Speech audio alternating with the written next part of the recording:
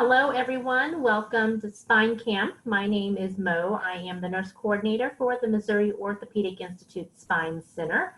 So today our goal with Spine Camp is to just better prepare you for your upcoming spine surgery. We understand that having surgery is scary and that it does elicit anxiety for a lot of our patients. And we also understand that the scary thing about having surgery is really just the fear of the unknown. So what we want to do is to help alleviate some of those fears by providing you with as much information as possible to help better prepare you for the weeks and days before surgery. Also, we're going to discuss what to expect on the day of surgery and then even into discharge in those days after. So what we want you to understand is that you do play a large role in a positive outcome for your surgery. And so it is very important for you to understand that role so that we can better prepare you for a successful surgery. Attending pre-op is definitely one of those items that we need you to do. Pre-op is a clinic appointment that basically does a full body systems assessment. Once we do that assessment will identify risks of you having surgery.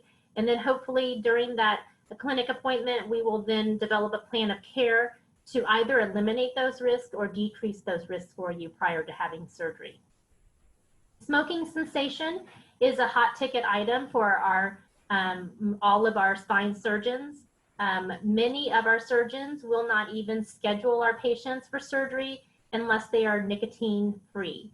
If you're one of those patients, you making it to this point, you've probably already been through a pretty strict no smoking period of 4 to 6 weeks. Typically speaking, we do want our patients to be at least 4 to 6 weeks free of nicotine prior to even scheduling them for any of our surgeries. With that in mind, we all know that smoking in itself is just unhealthy and an unhealthy lifestyle choice. And so how it affects you in your surgery is that it increases your heart rate and your blood pressure, which then does increase stress on your body. And we already know that simply having surgery is an increased stress on our bodies. It increases your risk of blood clots. And again, surgery already poses you as an increased risk for blood clots. So we certainly don't want that to be further increased. It narrows arteries and that reduces that oxygen-rich blood that we need to have optimized healing. And then it also increases your risk of complications, respiratory complications during your surgery. We sedate all of our patients for surgery, and when you're under sedation, we do use a machine to help patients breathe during the case. A lot of our patients that are smokers, unfortunately, have a little bit more difficulty getting off of that respirator once we are ready to have you come out of sedation. And so that also becomes an increased risk that we do not like to take. So within this program, what I'd like to do is really to not leave any situation unknown for our patients. And so I do like to inform you of different ways that are very unexpected for some of our patients that could potentially lead you to a cancellation on the day of your surgery. Smoking cessation, like I said, is a very important topic for our surgeons, and it's very much a zero tolerance once they've identified you as one of those patients that would require to be nicotine-free or smoke-free prior to your surgery.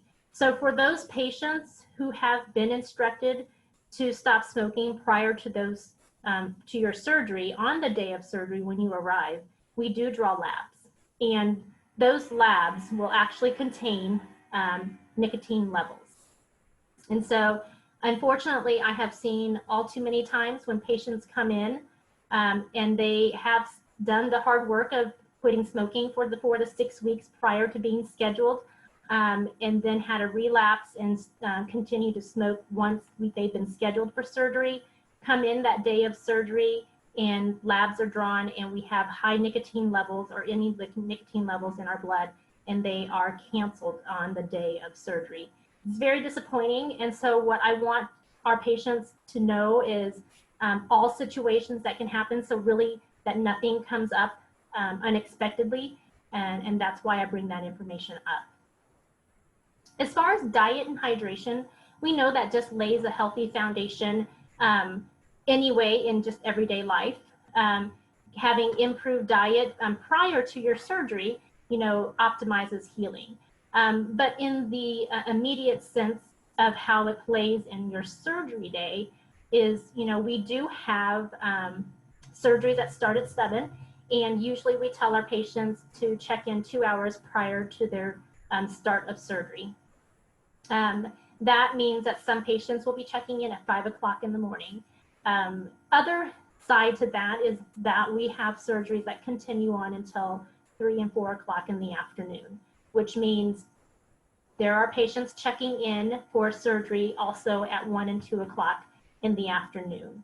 Again, the reason why I mentioned this information is because you will be instructed to not eat after a certain time, and that time typically is 11 o'clock 11 o'clock at night the day before your surgery. So if you're a 5 o'clock check-in time, that may not affect you as much as far as feeling hungry prior to the start of your surgery. However, if you are that 1 and 2 o'clock check-in time, that time could be a little bit more frustrating for those who may be a little bit more hungry. So how diet plays in that is we usually say, number one, if you are an early dinner eater, if you like to eat dinner around 4 and 5 o'clock, I would say go ahead and eat your dinner at your regular time. And then also reserve a time for about an hour prior to the stoppage of eating that we tell you, your time of stoppage, and maybe an hour before that, and make sure that you eat something that is very high in protein and high in fiber. Those two items will help keep you satisfied for a lot longer. So if you do happen to be that person that has to check in at 1 or 2 o'clock in the afternoon, then that frustration level won't be as much if that last meal is fortified with increased protein and increased fiber. Hydration, if we place an IV in all of our patients upon arrival to their day of surgery. And typically speaking, that IV is just a lot easier to get in if our patients are hydrated. Usually you can drink a lot longer than you can eat, so be mindful of that. And usually how I tell patients to stay hydrated is, typically speaking, the liquids that they allow you to drink the day before surgery or the night before surgery are clear liquids. And so clear liquids really involves anything that you can see through. So of course that means water. Gatorade is another example. You can have apple juice. You can have tea and coffee, no creamer. So anything that is easily seen through is considered a clear liquid. And so how I tell patients to make sure that they just stay hydrated, besides just boosting drinking throughout the day, is at night, just keep something at bedside that you do like to drink, whether it be water or Gatorade, and then just have that at your bedside table through the night. And, I don't encourage patients to purposely wake up through the night, because we all understand that having good sleep also is very important before surgery. But everybody inevitably always wakes up kind of throughout the night for any one reason or another. So if you do happen to wake up through the night, then you'll have easy access to that drink, and just be very conscious of, boosting your hydration and drinking that through the night if it is within that time frame that you're allowed to drink. And then having and arranging help at home. All of our surgeons are going to recommend at least having someone available in your home for assistance in that first 24 to 48 hours. And so you aren't going to need a whole lot of assistance, but we know that you're going to be not able to do your normal activities of daily living to the extent of what you were doing prior to your surgery. So you will be able to get up and use the bathroom and get up and get a drink, but as far as preparing a full meal or doing any kind of household chores, will be things that you'll progressively work yourself towards into a full day worth of being able to accomplish those kind of goals. But for now, you're going to have someone there that can help you do those activities of daily living, so you can kind of be able to work yourself into doing a full days of activities like that. Also, it's really important to know that, you know, we will have you do dressing changes. A lot of your dressings are going to be located on your back, and so that's going to be very difficult for many or all of our patients to be able to address those wound issues on their own. So having that help available to be able to change those dressings, and even getting a good look for us to make sure that the incision looks well and that there isn't anything that needs to be addressed in regards to your incision, is helpful as well. So home setup. You know, the weeks and days before surgery, just taking a good evaluation of things that are going on in your house that could potentially pose a risk to you for a fall.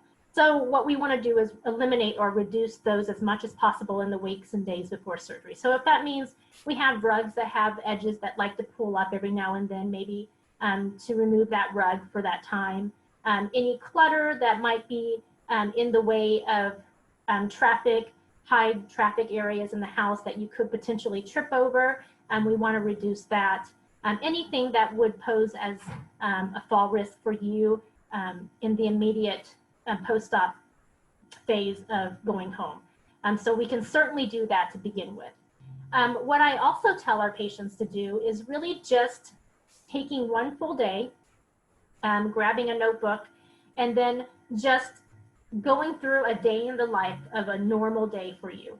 So starting from the time that you wake up and taking really close notice of those things that might be a little difficult for you to do now. Knowing that anything that is difficult now is probably also going to be difficult when you come home after surgery. And that way we can be prepared for those items that need to be addressed during your stay with us. And that way we can make sure that you're going home and able to maneuver around your daily life without much needing assistance. So if that means waking up in the morning and you realize that getting out of your bed is very difficult because it's a little bit higher off the ground, make note of that. If you have a toilet or a favorite chair that seems to be really difficult for you to push yourself out of, and getting yourself in and out of that area, make note of that. If you have difficulty, maybe you have a tub shower combination as your only source of providing a shower, then you might address that it's difficult to step in and out of the bathtub. And so making note of that. And so that way you bring that list to us. Physical therapy will evaluate how well you're doing, and maybe at that time address any of those needs and be able to help you safely maneuver around those items in your house once you get home. So prior to surgery, you will be receiving a pre-op phone call. That phone call is actually going to be made by a nurse that works in the pre-op area. So that nurse could be actually the nurse that would be taking care of you on the day of surgery that you check in, which is wonderful information to know, because I always tell patients that that could be your last line of defense for any last minute questions that you might have, and they would be a great resource for that. That pre-op phone call is really going to consist of when you are to check in. So that is going to be your final check-in time that you'll need to come in for. The pre-op phone call is also usually made the business day before your surgery. So obviously, if your surgery is held on Friday, then that phone call would be made on Thursday. If your surgery is on a Monday, then it would be made on that Friday. We do honor holidays at the university and the Missouri Orthopedic Institute, so we would also not make phone calls on those holidays that are observed for both areas. That phone call also is going to include a review of things that they went over with you in the pre-op clinic appointment.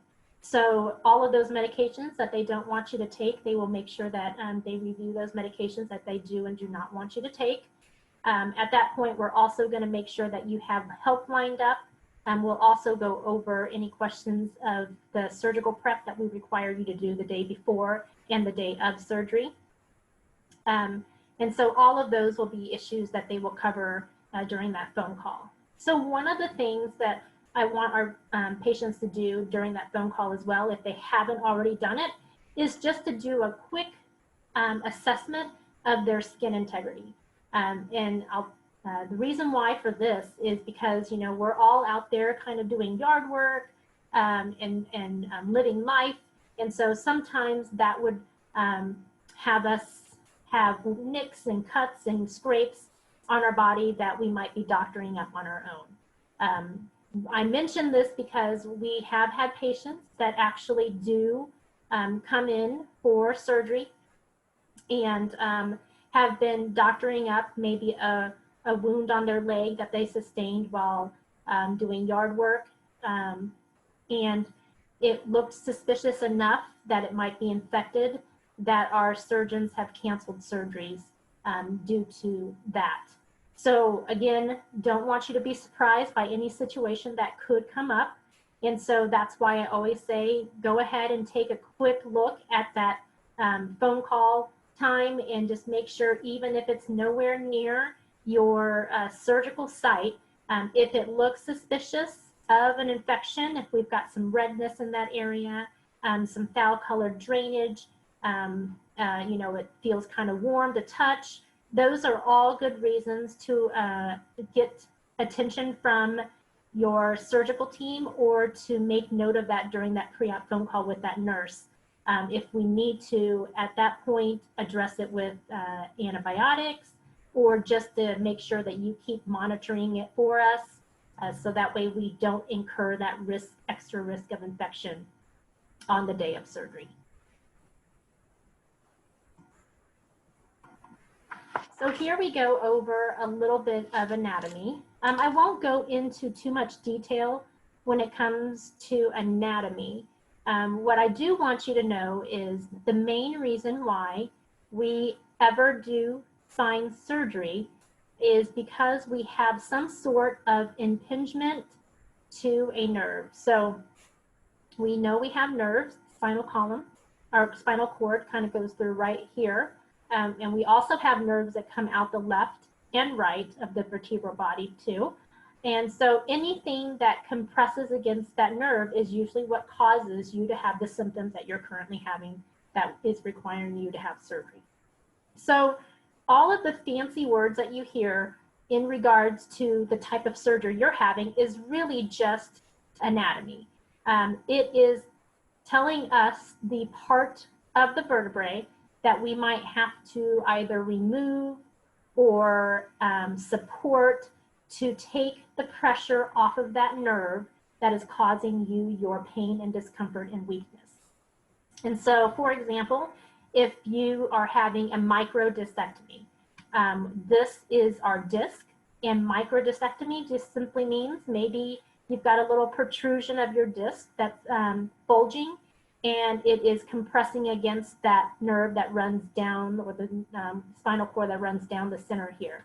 And so microdiscectomy is simply removing the disc that is protruding into that nerve. If you want to have any more details about specifically what your surgery is, we do have not all of the surgeries, but definitely a good list of surgeries that we do on page 6 and 7 of your spine book if you want to review that. So pain is definitely a big issue with our patients, and we understand that everybody has a fear of having discomfort after surgery. And what we're here to tell you is, unfortunately, pain is definitely common, or not pain, but discomfort is still very common after surgery. However, what we want you to know is the structural or the mechanical reason of why you're having the pain has been fixed. So the reason why we go to surgery, again, is we want to eliminate whatever is compressing that nerve that is causing your symptoms. When you are finished with surgery, that mechanical reason, that structural reason that is causing you to have that discomfort is gone. However, that is being replaced by the incisional discomfort that you're going to have, because we do open up the skin, and then we do manipulate some of those areas to get into the spot that we need to do surgery. So you'll have that kind of incisional pain that is also going to be sensitive right after surgery. But the good thing is we know that that does go away with time. And so we also want you to know that there's more involved with pain than just what is physically causing that pain. We all know that many of our spine patients have been dealing with pain for a very, very long time, getting to this point of being able to have surgery. And so that really just means that our nervous system is kind of accustomed to having very sensitized pain receptors. And there are some things that definitely contribute to having increased pain after surgery. And like I said, mechanically and physically, we've gotten rid of that pain, but we also know that there's other things that can cause increased pain, such as having the stress of being in a hospital, being in an unknown environment, unknown schedule. We also know that people have animals at home, and maybe they're concerned that now I'm here in the hospital for X amount of time, and who's going to be able to take care of my animals. And so we understand that that also contributes, that stress can also contribute to heightened pain. And then just making you aware of that situation hopefully can help you have a better understanding of underlying reasons of why people have pain, and then hopefully to be able to reduce that pain by decreasing those stressors for you. Another thing that we recommend for decreasing pain is, it sounds like it's the opposite thing you would do to help with pain, but is moving frequently. After surgery, our bodies start to heal, and they do, the muscles at that point become very tight.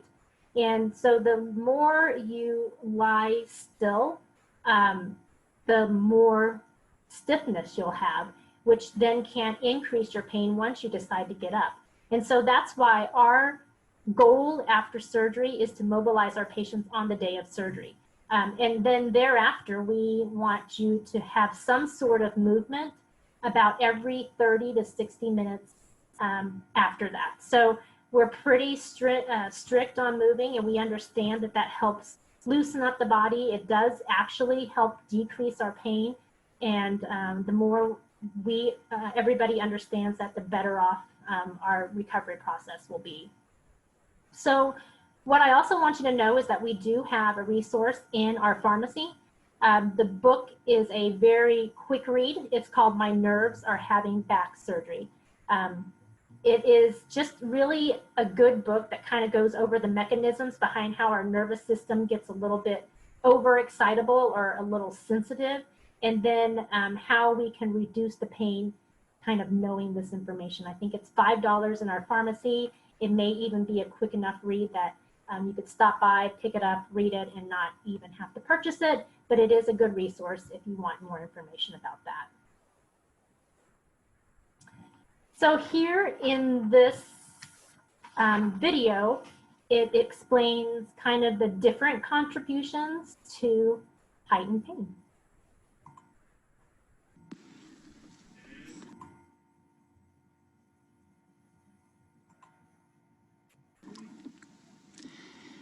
Everyone agrees that pain is a universal human experience. We now know that pain is 100% of the time produced by the brain. This includes all pain, no matter how it feels, sharp, dull, strong or mild, and no matter how long you've had it. You might have had it for a few weeks or months. This is called acute pain, and it's common with tissue damage, say from a back injury or ankle sprain. And generally, you'll be encouraged to stay active and gradually get back to doing all your normal things, including work. Or you might have had it for 3 months or more, and this pain is generally called persistent or chronic, because in this type of pain, tissue damage is not the main issue. What's less clear, though, is when you're told you have chronic pain, is knowing what's best to do about it. Well, in Australia, chronic pain is a really big problem. In fact, 1 in 5 people have it. Having a brain that keeps on producing pain, even after the body tissues are restored and out of danger, is no fun. Some people say it still feels like they must have something wrong. But that's just it. Once anything dangerous is ruled out, health professionals can explain that most things in the body are healed as well as they can be by 3 to 6 months. So ongoing pain being produced by the brain is less about structural changes in the body and more about the sensitivity of the nervous system. In other words, it's more complex. So to try and figure out what's going on, you need to retrain the brain and nervous system. To do this, it's helpful to look at all the things that affect the nervous system and may be contributing to your individual pain experience. What can help is to look at persistent pain from a broad perspective, and by using a structured approach and a plan, it's less likely that anything important will be missed. Let's start with the medical side.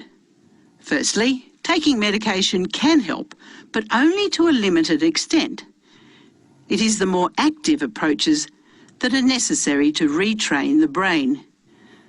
So using medications to get going is okay, and then mostly they can be tapered and ceased.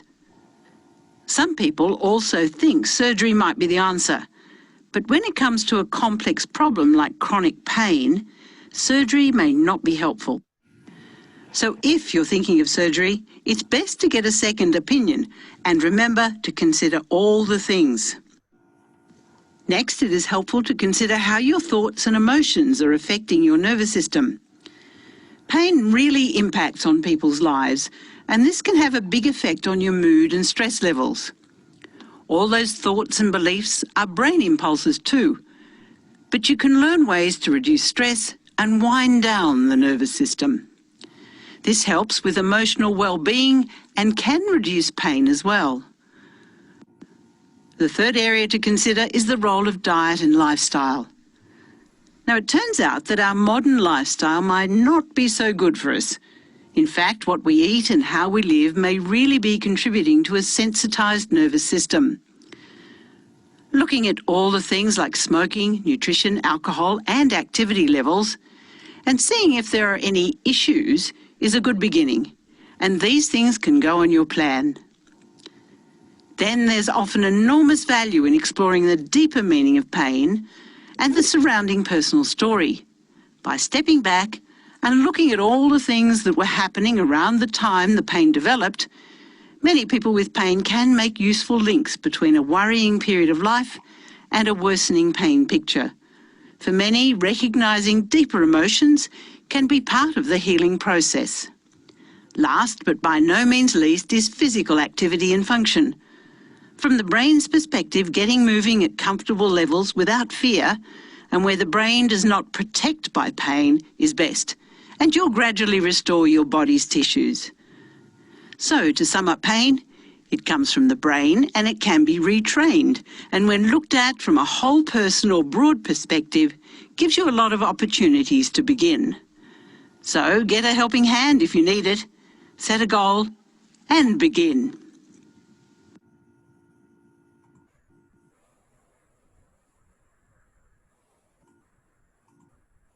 All right, so now that we have kind of mentally prepared for surgery, what we're going to discuss now is just how you can physically get prepared for surgery. So what we want you to do here is really just to think about how you currently move.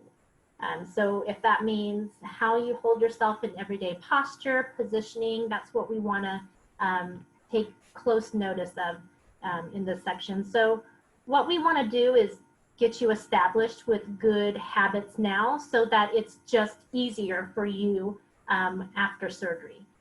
So in page 13 of your book, it kind of goes over how to properly sit in a chair. And so most of us, we tend to posture in this sense. It's kind of painful for a lot of our spine surgery or our spine patients to be able to keep themselves erect with their shoulders back and spine straight. We understand that that's difficult, but this is the preferred way to hold ourselves in having our spine positioned in, and it's called a neutral spine. And what we want to do is really protect this curvature that we have in our lower back to keep ourselves in that neutral spine.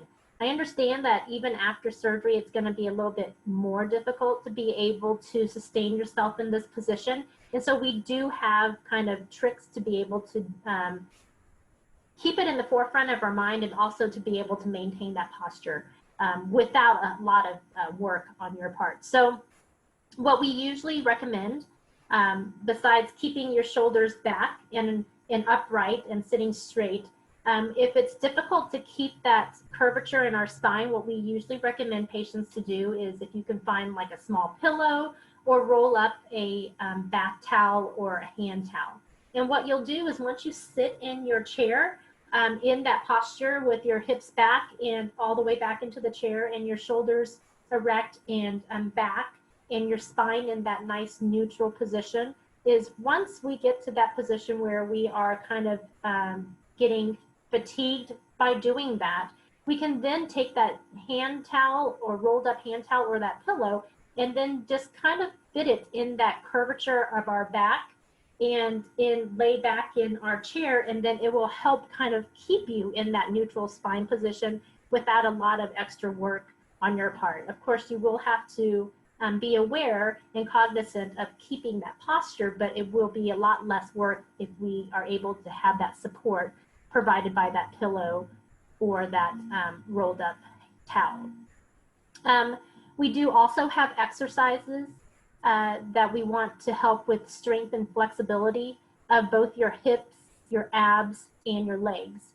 And reason for that is the more we strengthen those legs, the less that you'll rely on using your arms for getting in and out of chairs, in and out of bed.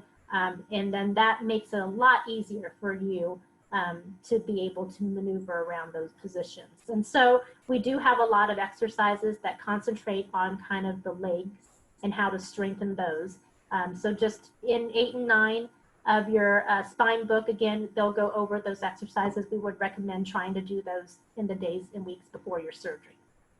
Activating our abs is another way to kind of help prepare for surgery. Our abs get neglected a lot of the times. And so activating it isn't making you go do crunches or sit-ups or anything like that. It's simply just finding your abs, being aware of them, engaging them, and then releasing them, and just being able to use and be aware of them just sitting in a chair. So what we want you to do really is if you want to prepare like you're getting punched in the stomach. And so what you do is you'll kind of tighten up your abs and pull your belly button away from your pant line. And so you kind of, in that sitting upright position, you'll contract those abs and bring them in and hold it for 5 to 10 seconds and release. Of course, none of this should be exhausting. And so you definitely want to be able to still breathe normally when you're doing these exercises. So definitely don't hold your breath during these exercises. Flexibility is another issue that we want you to work on. And reason for that is if we are tight in our hamstrings or in our quads, in our thighs, what happens is if those muscles are tight, then you begin to then draw those muscles in your spine. It exaggerates those muscles in your spine and it pulls on them, so then it can pull your back out of kind of proper alignment. So if you have that flexibility in your hamstrings, and so if we give you a few exercises, I believe, in the book that will help increase that flexibility in those areas. It will definitely have lessen that pressure on your spine after surgery. So here we go over log rolling. So many of you honestly probably already use this procedure to get in and out of bed. For the majority of both our cervical patients and our lumbar patients, this is probably by far one of the easiest, less pain-inducing ways of getting out of bed. And so you may be doing this on your own and not even knowing that this is something that we want you working on. But how we want you to get out of bed, we'll use this as first line of defense. It is not the only way to get in and out of bed. So if it doesn't work for you, we can certainly find another way that works better. But this will be our first line of defense. So if you're more familiarized with how we do this now, then it will be a lot easier once we get you out of bed for the first time after surgery. So what we really want you to know is once you're in a lying position, if you're going to be coming out of the bed on this side, you'll raise your opposite leg up. And this will be kind of your weight and your pendulum to kind of help get you rolled over. And what we want you to really to keep track of is that we want to make sure that we roll. It's called log rolling because we want to roll as one single unit. So nothing goes before the other. So we want the shoulders and the hips to move at the same time, like a log. So once we get that leg bent up on the opposite, the opposite side of the direction you're going, so meaning if you're coming out of the right side of the bed, you're going to bend up your left leg. So once you get to that point, both the shoulders and the hips come together at the same time, and then you'll be lying on your side. So from this point on, we will start to put the feet off the side of the bed, but at the same time, you will put this arm and start to work it into a fashion where you can push yourself up. Now, this has to be a very fluid motion for it to occur without any discomfort. So a lot of times people get into a position where they get stuck, where they drop their legs down all the way, and now they're kind of in this crooked, my upper body is still on the bed and my lower body is off the side of the bed. That we're trying to avoid that. So what we want to do is make sure it's one nice fluid motion. As the legs start to come down, that arm will then go underneath the body and we'll use the legs as a weight in a pendulum to where once the legs start to swing down, we'll use that momentum and you get our upper body up. And at that point, we should be in a sitting position. We will do the complete opposite when you're getting into bed. So once you're sitting on the side of the bed, we want to make sure that we stay parallel to the side of the bed. This is where people usually get stuck at the most. And so when we get to the point where we start to put our legs up, then our arms should be helping us draw down to the side of the bed. And when I mean side, we want to stay parallel to the bed. A lot of times what happens is it gets kind of painful when you get halfway there and people then instead of laying on the side of the bed, they end up going diagonal in the bed and falling back onto their back to the opposite corner of the bed. And that becomes a problem because then it requires a lot more maneuvering on your part to get yourself back centered into the bed. So a slow fluid process. Again, as the legs start to raise up, this arm should be sliding out parallel to the bed. Once we get completely down where the legs are up and you're off to the side, then at that point, shoulders and hips all together will roll back onto our backs and you will be now centered in the center of the bed. So this is where we kind of go over the vocabulary section of Spine Camp. And what I really want you to get out of the slide is really the fact that the day of surgery and post-op day 0 mean the exact same thing. So post-op, meaning after surgery, day 0 means day of surgery. It seems like I don't have to go over this information, but it actually has caused a lot of confusion for some of our patients because sometimes we forget that the language we use in the hospital is easy for us to understand, but we forget that that's not language that you hear as a patient every day. And so we have had many physicians that will come into the hospital and talk to their families and say, oh, they're doing great. We expect you to leave on post-op day 1. If you did not know that there was a day 0, then you would expect to be leaving on the same day.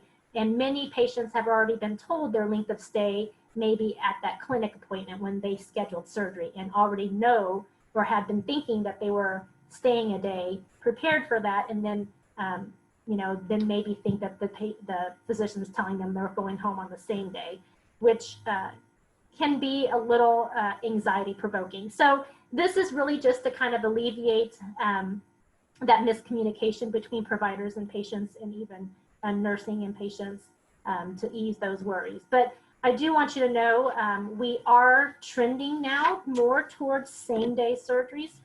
Same-day simply means that our patients will go home before 23 hours of having their surgery. So theoretically meaning you would go home the same day, but if your surgery is a late surgery, 3 or 4 o'clock in the afternoon, then that could potentially mean that you would be staying the night, just going home prior to that 23 hours of your surgical time. So what to expect on the day of surgery? That pre-op phone call is going to give you arrival time. That arrival time, you do not have to arrive any sooner than that given time.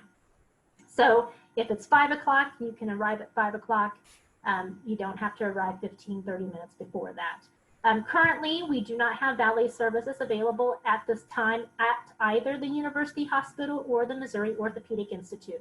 So our check-in location for the Missouri Orthopedic Institute, we know that there are patients that are not all coming here at the Missouri Orthopedic Institute to have surgery. And so we'll also go over the university entrance as well. But if you are having surgery at the Missouri Orthopedic Institute, check-in is going to occur on the first floor. So you will arrive into our building on the second floor main entrance.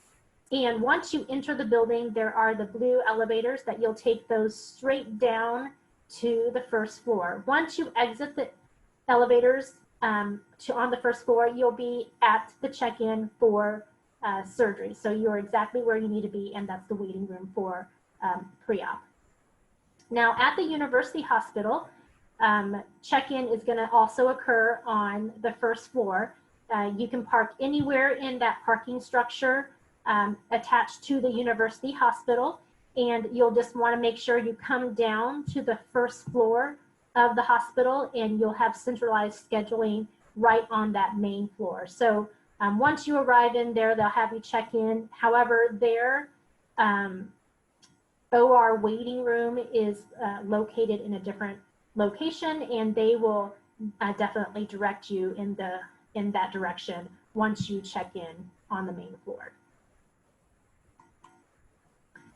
So once you arrive and are checked in for surgery, the patient will be taken to the pre-op room for surgery. We do at this time have an update board that is located in both of our waiting rooms, that each patient will be given a unique number that identifies them on that board. For patient confidentiality, we do not want to put their names on that board. And so that unique number will be on the board, and as time progresses, they will give you updates of what's going on with your patient in the OR. So they're just generic terms, kind of like if you are, surgery has started, things are going well, we will be done with surgery in an hour, physician will be out to speak to you soon. So very generic updates, but at least you will know how things are progressing in the OR room. After surgery, the patients are then taken to the recovery room. The recovery room is, generally speaking, about an hour-long process. Typically speaking, we do not allow family members back there because it's one open space, and to protect patient confidentiality, we try to avoid any visitors in the recovery room phase, which is that initial 1 hour right after surgery. And that 1 hour is going to be dependent on how well the patient is doing at the time. So at that point, that's when IV fluids are going to be given. We're also going to make sure that any complications after surgery, if you're having nausea, vomiting, any pain issues will be addressed at that point, just to make sure that you're stabilized prior to taking you to your next step of recovery, if that means going home or going to the inpatient unit. We've already talked about length of stay, and I had mentioned that the majority of our patients now are trending towards that same day surgery where you're discharged prior to 23 hours of your surgical time. And some of our patients, they stay up to about 2 nights. Length of stay is going to vary for each patient, and it's going to be determined by several factors. It really is going to be determined by how safe you are to be discharged to home on your own, how well you're doing with physical therapy, how well we're managing your pain, and then of course insurance plays a big part in the length of stay as well.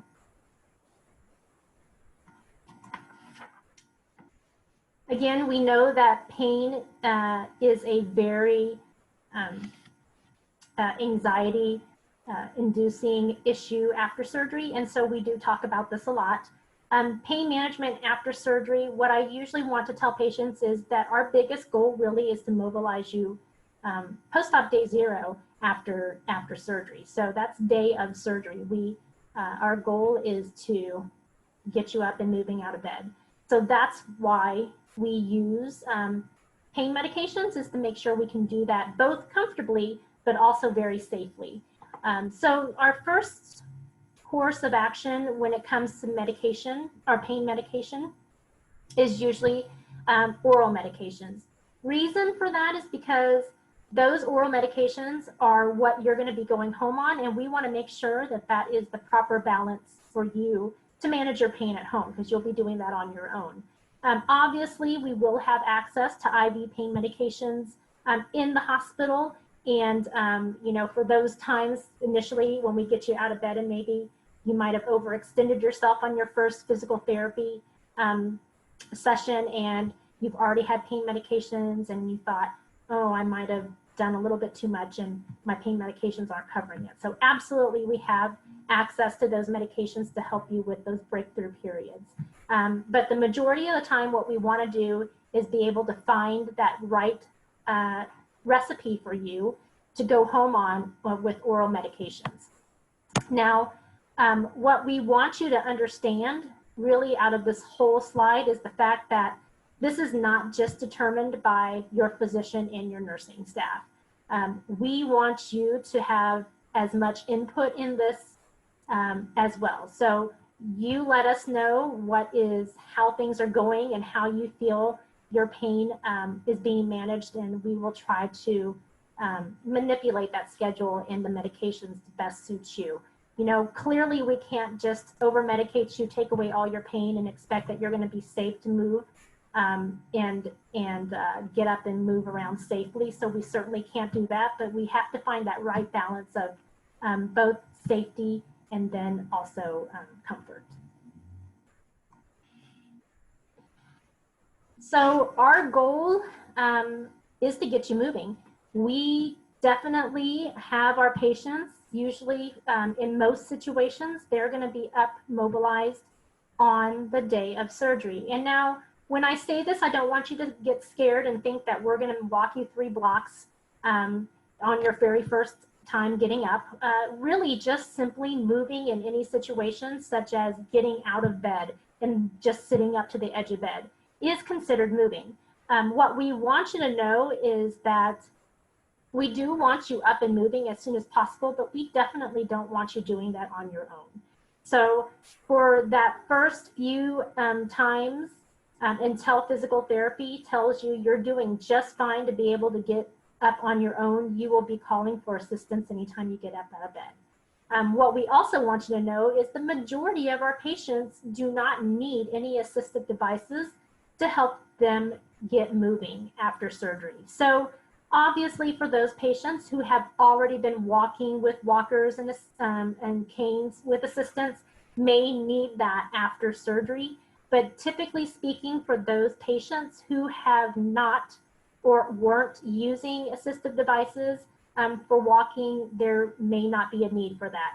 However, what I want you to know is that if that need is needed, if we find out and assess that there's a need for some sort of adaptive equipment to help with mobilization, our physical therapists will help you with that. So once we assess that and we determine that you need that, we can certainly get that equipment for you. There are other equipment out there that helps with activities of daily living. So simply things like when I told you to just take a day in the life of how easy things are for you in a daily log, maybe you took notice that, man, it's really hard for me to get my shoes and socks on and reaching my feet. So that's when those notes come into play, is right here. So if you have noticed that those are needs that you had prior to surgery, then more than likely you might have those needs again after surgery. And then we probably have adaptive equipment that could help you with those kind of activities. So just make sure that you let your physical therapy team know about those issues that you had, and then we can certainly find something to kind of help address those issues when you get home. As far as discharge goes, I'm not going to go into too much detail about discharge summary. Just simply, you will have a paper form that will have all of your appointment times, your do's and don'ts after surgery, all of your follow-up appointments, dressing care, incision care, and when you're able to return to normal activities. Those will all be printed on a discharge form for you to take home to your family members, so they also know how to care for you once you get home. What I really want to mention here is we do have prescription services here at the University Hospital and at the Missouri Orthopedic Institute. So if you are being discharged and you want to fill your prescriptions with us prior to leaving, we have a bedside pharmacy program, basically stating that if you want to fill prescriptions, what you will do is tell your nursing team that you would like to fill your prescriptions prior to leaving. We would then take those prescriptions down to pharmacy. They would then, at that point, figure out what kind of copays you have, and then give that information over to nursing. You would then provide form of payment, and once you pay, they bring that prescription up to you without you ever having to leave, or your family ever having to leave the bedside. It's a great program, and the reason why is because getting patients home after discharge is a very stressful event for family members. And, you know, having to get the patient home and going to get prescriptions dropped off and then having to leave again to pick up prescriptions, it's very stressful. And so if we can eliminate that stress by allowing you to get your prescriptions here with us, that's an awesome service for our patients and family members. Now, a lot of the concern about getting those prescriptions filled through us is that we understand that a lot of our patients are coming in from out of town. And so the concern is, if you have refills, do you have to get them here through us all the time? And the answer is no. Number one, we don't give refills on any of our prescriptions. And what I mean by that is not that you can't get refills, but our initial prescriptions will never contain refills. If you need refills on anything, you will have to contact your surgical team. And at that point, once they determine that they want to give you a refill, they will e-script that to a pharmacy closer to your hometown. So you will never have to come through us to pick up prescriptions if you don't want to. And so just to be aware of that service for our patients, so that way they know that that's something that can eliminate a little bit of stress for them upon discharge. So post-operative physical therapy, none of our surgeons are going to recommend physical therapy before 6 weeks. So in that first 6 weeks, what they want you to do is really just to concentrate on being able to increase distances on walking and activities of daily living. So really no physical therapy, but really just to increase those normal activities that you were doing. So where physical therapy comes into play in that after that 6 weeks is if you, in about 6 weeks you notice that maybe you don't feel like you are progressing as much as you would like to be in your distance. Maybe your distance isn't increasing. Maybe you've only walked half a block at 2 weeks and you're still at half a block at 6 weeks without having discomfort, a fair amount of discomfort. If you feel like you're still having a fair amount of difficulty getting in and out of a bed, maybe getting in and out of a chair at 6 weeks, if you have any of those kind of issues, at that point, you will have a follow-up appointment with your surgeon in and around that 6-week time frame. If you're noticing that you're not progressing as well as you would like to be at that time, I would always recommend for patients to then discuss that with their surgeons. They will typically never recommend to have surgery or to have physical therapy before that 6 weeks period of time, but they seldom ever hesitate writing a prescription after that 6 weeks. If they feel like you're not progressing as well, then they'd be more than happy to do that. So you would just have to be able to verbalize that concern with your physician and bring that up at your 6-week appointment. So that concludes Spine Camp here. I appreciate your time. We do have a way for you to submit any questions if you have any further questions through the Health Connect online portal if you have that. And then also feel free to call 573-884-BACK or 573-884-2225. You can certainly talk to our nurse triage line, or if you would like to be connected with your surgical team, if you have direct questions for your physicians, feel free to submit those. Thank you very much.